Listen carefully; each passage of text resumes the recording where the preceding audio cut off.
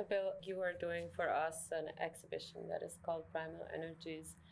And I was always wondering, energies is something that is important to you on multiple levels. I think there is the acoustic energy and there is visual energy that you look at.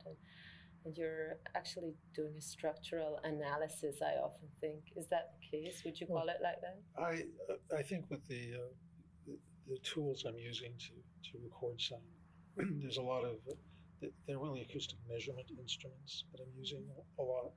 And so I'm interested in doing sound recordings and live sound transmissions using some of this technology to really reveal the kind of amazing complexity that exists in everything around us.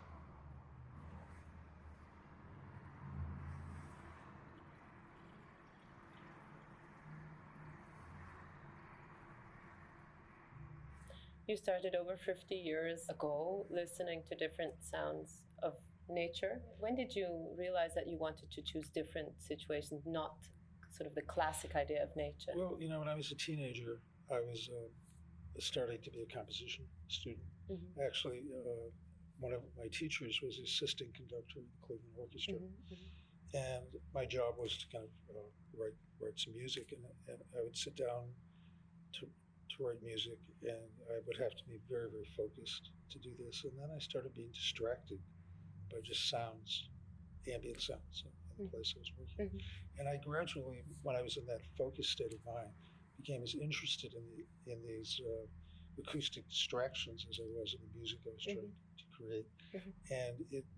And it seemed to me that if I chose to focus and listen, that listening kind of, for me, became a way of making music.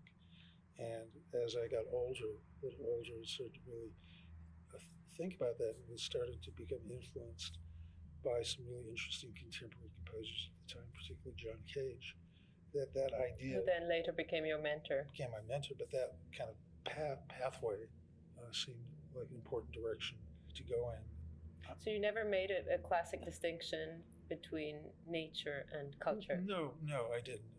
I think all the sounds that happen, whether a bird is singing or a car is honking its horn, all of them obey the same laws of physics. They're vibrations. And so I don't make a distinction. I don't recognize a distinction between a natural sound and an unnatural sound.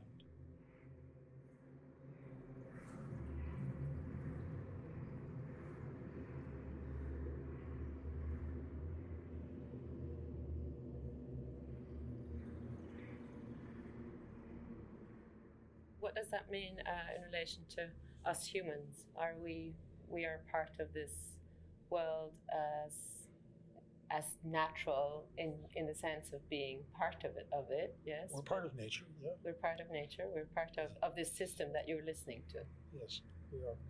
And I the way I think about that distinction that often people have about natural sounds, and we think of cities as having not being in the category of natural sounds. I prefer the idea of a natural mind. Mm-hmm. And the way you process